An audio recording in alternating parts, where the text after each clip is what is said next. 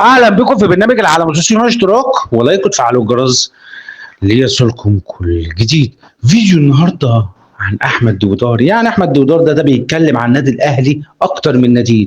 دايما شغل الشباب بيتكلم عن النادي الاهلي اكتر من ناديه، لان عنده كميه كره وحقد وغل تجاه النادي الاهلي. شخص كاره وحاقد وغلاوي جدا تجاه النادي الاهلي، لان الاهلي عامل له مرض نفسي وعامل له تعب نفسي وعامل له عقده نفسيه.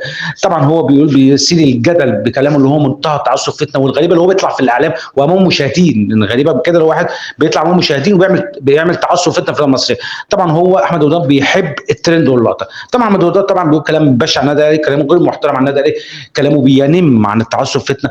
فطبعا بيقول كلام كله كذب وافتراءات عن النادي الاهلي، بيقول كلام مش موجود على ارض الواقع، بيقول حاجات اصلا من وحي خياله. فواضح الاهلي عملوا مرض نفسه، عملوا تعب نفسه عقده من السنين يعني. طبعا احمد وداد طبعا هو ب 100 وش متلون، ما عندوش شخصيه، اصلا ما عندوش مبدا في حياته، في نفسه منافق ومدلس وكذاب، وان هو بيقرا وبيغل وبيحقد.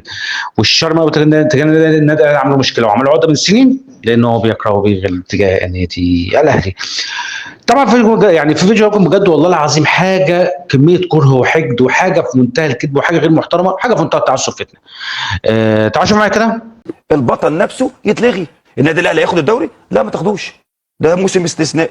بدل انت لغيت الهبوط الغي البطل. كابتن اتعمل لعبه جامده جدا لانهيار فريق بيراميدز. يعني والله عايز اقول لك يا احمد ادوار، انت بتقول يعني انا عايز اقول انت مش مكسوف من نفسك من الكلام اللي انت بتقوله. يعني انت مش مكسوف من نفسك. طلع يجي يقول ان المفروض زي ما لغوا الهبوط انه يلغوا بطل الدوري. يعني عايز اقول لك احمد الودار، هو وجعك قوي الاهلي بطل الاهلي في الاول، وجعك قوي، وجعك قوي ومضايقك قوي يا احمد يا الودار، لدرجه ان انت بتشجع بيراميدز وانت زملكاوي وبتشجع بيراميدز. تخيلوا يعني واحد اصلا زملكاوي بيشجع بيراميدز، يعني تخيلوا. فالاهلي وجعه لما عشان شاف يعني لا الاهلي الاول، فالاهلي وجعه. الاهلي دايما على طول الاول، فهو وجعه قوي، عمل له مرض نفسي. يعني يطلع يقول هو بيقول كده عشان الاهلي الاول، لكن لو هو مثلا فرقته كده مش هيطلع يقول الكلام ده، استحاله يقول الكلام ده. وبعدها يجي يقول بعدها ايه؟ يقول لك بيراميدز، بيقول لك اتعمل عليه لعبه عشان بيراميدز ينهار. يعني مش عارف اقول ايه بجد. ده لو متحدث الرسمي بتاع بيراميدز او رئيس نادي بيراميدز مش هيقول الكلام اللي انت بتقوله ده بجد.